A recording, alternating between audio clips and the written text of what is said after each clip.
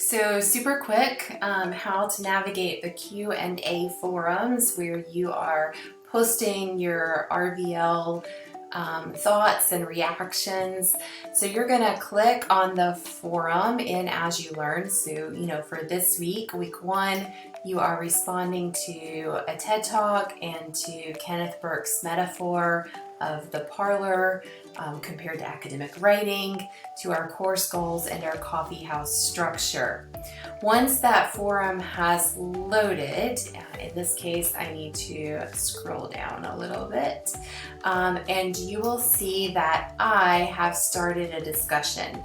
So you're going to want to click on the RVL prompt or the discussion that I have started, and of course read that prompt. And then you should be able to click reply, and then you can type your reply here.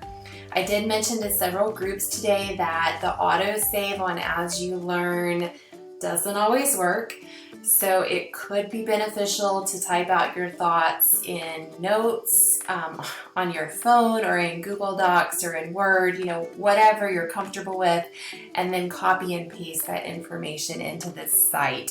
That way you don't lose anything and experience that horrific frustration of having to do something over that you've already done.